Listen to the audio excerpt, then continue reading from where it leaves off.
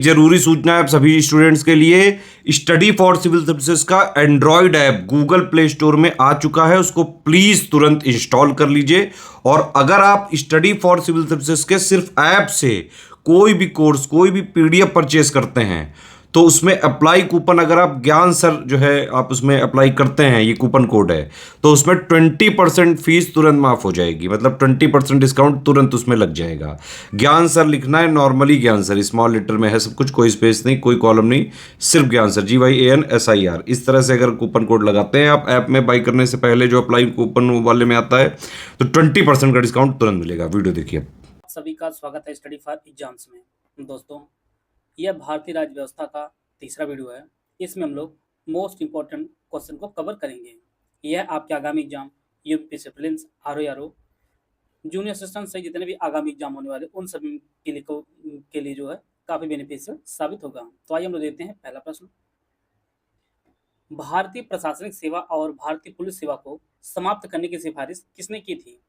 ढेबर आयोग, कालेलकर आयोग, खेर आयोग या राजमन्नार आयोग? इसका जो सही आंसर है वो ऑप्शन डी, राजमन्नार आयोग ने जो है भारतीय प्रशासनिक सेवा और भारतीय पुलिस सेवा को समाप्त करने की सिफारिश की थी। इस सेवा के बारे में जो वर्णन किया गया है वो हमारे आर्टिकल 312 में इसका वर्णन किया गया है। और नई अखिल भारतीय सेवाओं को जो है जोड़ने के लिए जो पावर दी गई है वो हमारी राज्यसभा को दी गई है। यह भी कई बार परीक्षाओं में पूछा गया है। तो इसका जो ऑप्शन डी है वो आपका सही है।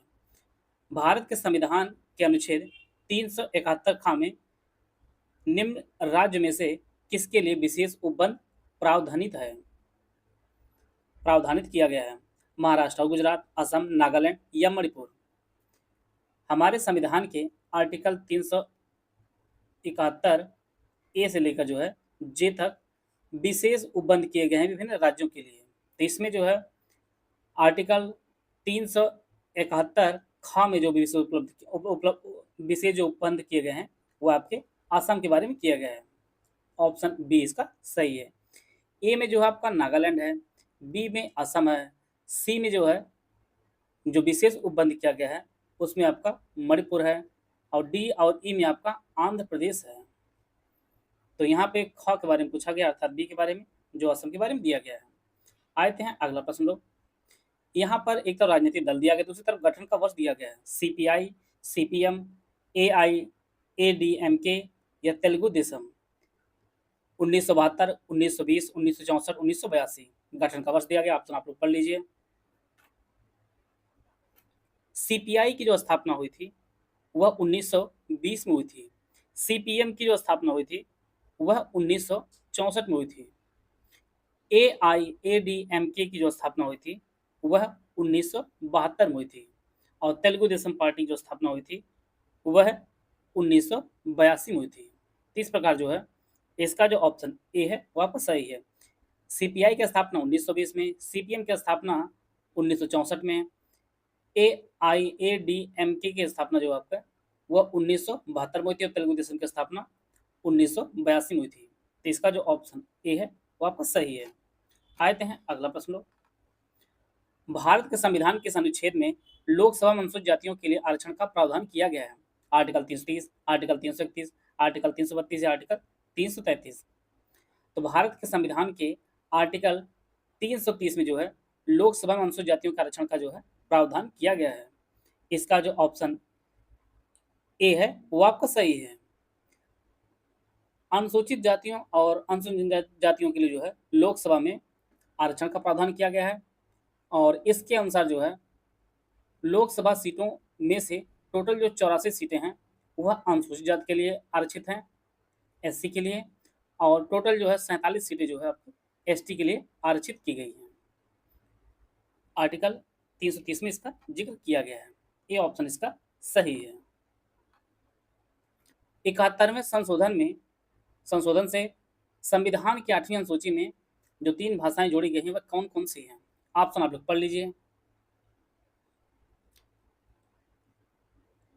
जैसा कि हम लोग जानते हैं कि भारतीय संविधान की जो 8वीं अनुसूची है यह भाषाओं से संबंधित है, और वर्तमान में हमारे 22 भाषाएं हैं जिन्हें 8वीं अनुसूची में जोड़ा गया है।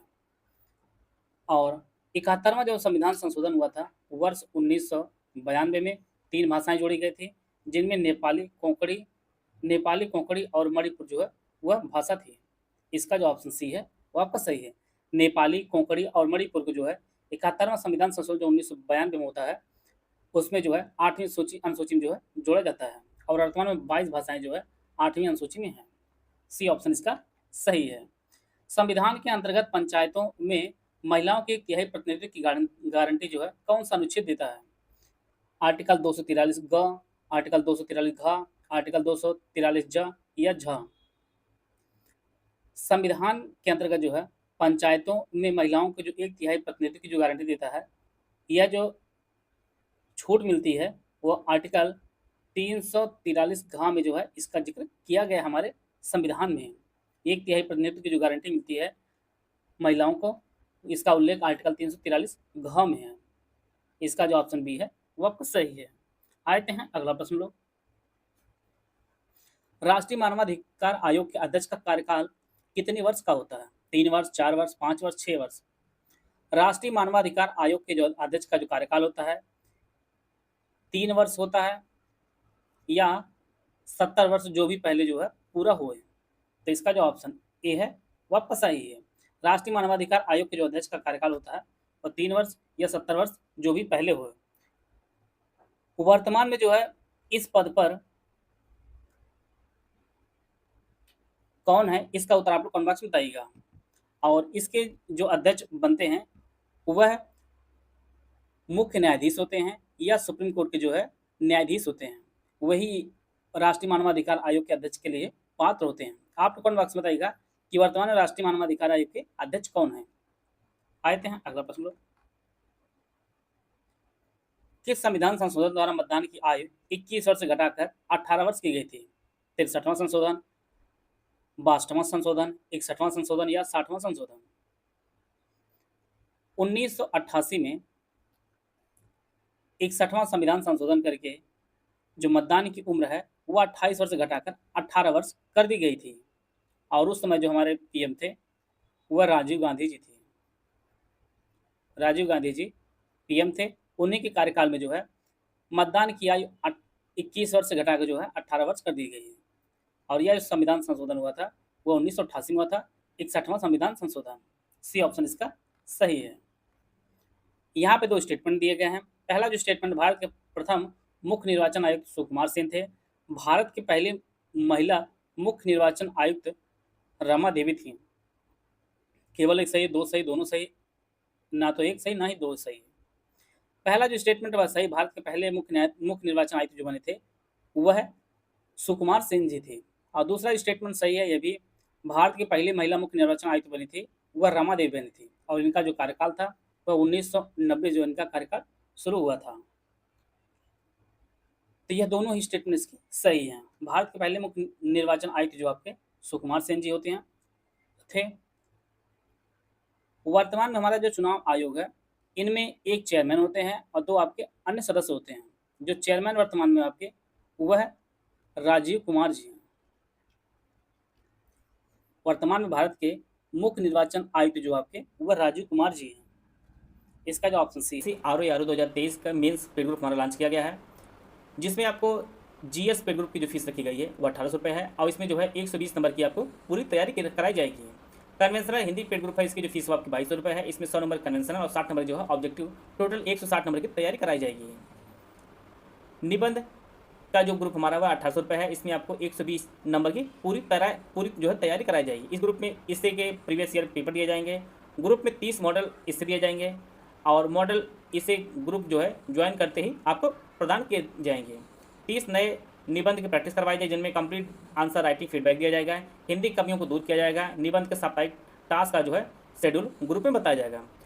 ओनली पेड क्विज का जो ग्रुप आपका 900 रुपये है, इसमें आपको GS और वस्तुनिष्ठ हिंदी की जो है मोस्ट इंपॉर्टेंट क्वेश्चन की क्विज कराई जाएगी। इनमें से आप कोई भी पेड ग्रुप ज्वाइन करना चाहते हैं तो ये हमारे 3 नंबर दिए गए, इसमें कॉल व्हाट्सएप पर जो है जानकारी प्राप्त कर सकते हैं और अपनी तैयारी को और बेहतर कर सकते हैं। स्वतंत्र भारत के प्रथम विधि आयोग के अध्यक्ष कौन थे? न्यायाधीश JL कपूर, न्यायाधीश VK सुंदरम, न्यायाधीश TV वेंकटरामायर या श्री MC सीतलवाड़? स्वतंत्र भारत के प्रथम विधि आयोग के जो अध्यक्ष बनाए गए थे वह MC सीतलवाड़ जी बनाए गए थे। इसका जो ऑप्शन डी है वह आपका सही है। विधि आयोग जो है यह समय समय पर कानूनी सुधार के लिए जो है सिफारिश देता रहता है। और पहला जो स्वतंत्र भारत का पहला जो विधि आयोग की स्थापना हुई थी वो आपके 1955 हुई थी। वर्तमान में जो है 22वां चल रहा है, 22वां विधि आयोग, और इसके जो चेयरमैन बनाए गए हैं वह ऋतुराज अवस्थी जी हैं। ऋतुराज अवस्थी जी हैं वर्तमान में 22वें विधि आयोग के चेयरमैन। डी ऑप्शन इसका सही है। मंडल आयोग रिपोर्ट किस वर्ष प्रस्तुत की थी? 1990, 1983, 1980 या 1970? मंडल आयोग की जो स्थापना, आयोग का जो गठन किया गया था वह 1978 में किया गया था जनता पार्टी द्वारा, और इसके जो चेयरमैन बनाए गए थे वह बिंदेश्वरी प्रसाद मंडल जो है इसके चेयरमैन बनाए गए थे। और आयोग ने जो रिपोर्ट प्रस्तुत की थी वह वर्ष 1980 में आयोग ने रिपोर्ट प्रस्तुत की थी, और इसके अनुसार जो है सामाजिक आर्थिक रूप से पिछड़े वर्गों के लिए जो है आरक्षण की सिफारिश की गई थी। इसने जो रिपोर्ट 1980 में प्रस्तुत की थी, और यह रिपोर्ट जो लागू होती है वर्ष 1990 में। तो इसका जो ऑप्शन सी है वह आपका सही है। न्यूनतम अहर्ता आयु एक तरफ दिया गया है, दूसरी तरफ पद दिया गया है। आपको सम्मिलित करना है 21 वर्ष, 25 वर्ष, 30 वर्ष और 35 वर्ष। भारत के राष्ट्रपति, पंचायत सदस्य, राज्य विधानसभा सदस्य, राज्य विधान परिषद सदस्य। ऑप्शन आप लोग पढ़ लीजिए। 21 वर्ष जो उम्र होती है वह पंचायत सदस्य बनने के लिए होती है। 25 वर्ष जो है राज्य विधानसभा सदस्य बनने के लिए होती है। 30 वर्ष राज्य विधान परिषद सदस्य बनने के लिए होती है। और भारत का राष्ट्रपति अगर आपको बनना है तो इसकी न्यूनतम जो उम्र है वह 35 वर्ष है। इस प्रकार जो है इसका जो सही आंसर है वो ऑप्शन ए इसका सही आंसर है। पंचायत सदस्य बनने के लिए 21 वर्ष होनी चाहिए न्यूनतम उम्र। राज्य विधानसभा सदस्य बनने के लिए 25 वर्ष, राज्य विधान परिषद सदस्य बनने के लिए आपको 30 वर्ष उम्र होनी चाहिए, और भारत राष्ट्रपति बनने के लिए 35 वर्ष न्यूनतम उम्र रखी गई है। ये ऑप्शन इसका सही है। भारत में कोई भी राजनीतिक दल राष्ट्रीय दल के रूप में मान्यता प्राप्त कर सकता है यदि वह राज्य स्तर का दल कम से कम 3 राज्यों में, 4 राज्यों में, 5 राज्यों में या 7 राज्यों में जो है मान्यता प्राप्त जो है राज्य दल हो। तो इसका जो सही आंसर है वो ऑप्शन बी, कम से कम जो है 4 राज्यों में वह राज्य दल का जो है मान्यता प्राप्त कर ले, वह राष्ट्रीय दल बन सकता है। राष्ट्रीय दल बनने के लिए कई अन्य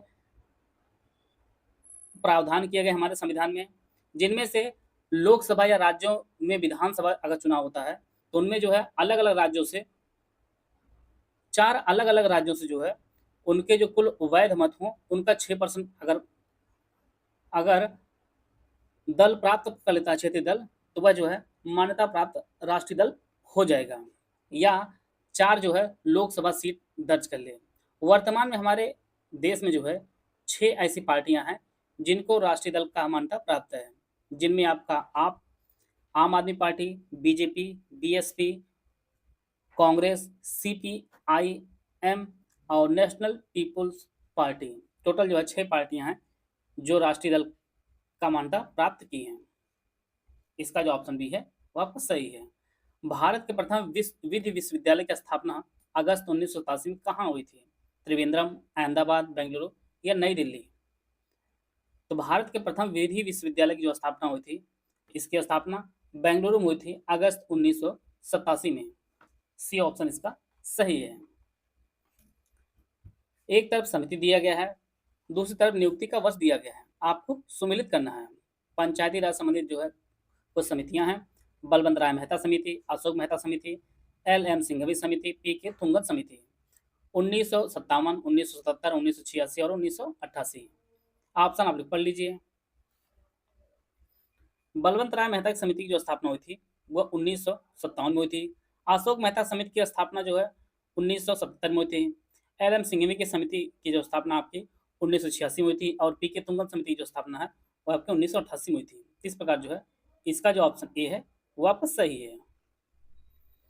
आशा है आप सभी को बहुत कुछ जानने को मिला होगा। मिलते हैं नेक्स्ट वीडियो में, तब तक जय हिंद, जय भारत।